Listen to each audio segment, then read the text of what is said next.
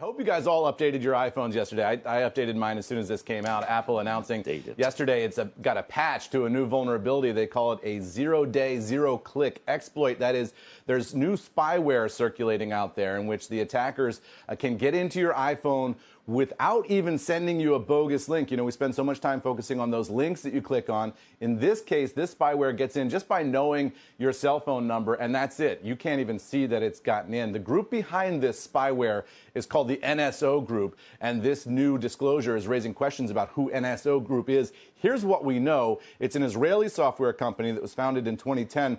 They make the so-called Pegasus software that can access iOS and Android phones.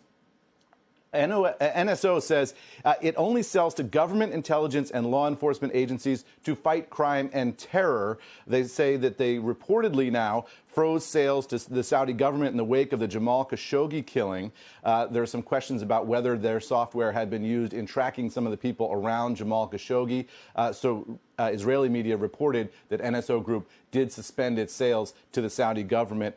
Citizen Lab, which is a cybersecurity investigative group, they say that NSO Group engages in despotism as a service. That is, selling this software to despotic governments that then use it to oppress dissidents, journalists, and the like. I talked to one cybersecurity expert yesterday who said that some of this is on Apple because they're not doing enough in terms of security. Here's what he said. Apple essentially is ignoring the fact that their phones are being compromised. Yes, they've put a lot of security into the device, but it's not perfect. And they need to provide end users with the ability to determine if their phone is compromised or not. And today that doesn't exist.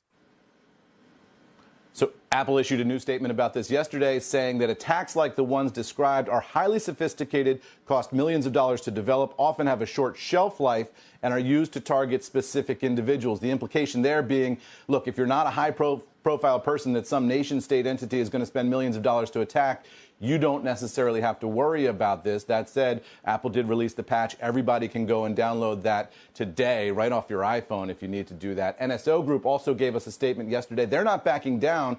Here's what they told us. They say NSO Group will continue to provide intelligence and law enforcement agencies around the world with life-saving technologies to fight terror and crime. So that's the dispute right now. NSO Group says it's providing this software to fight terror and crime. The critics say, hey, wait a second, it's being used to really push back by these governments on dissidents, journalists, human rights activists, and all sorts of people who don't fit in that bucket, guys. So it's a fascinating dispute.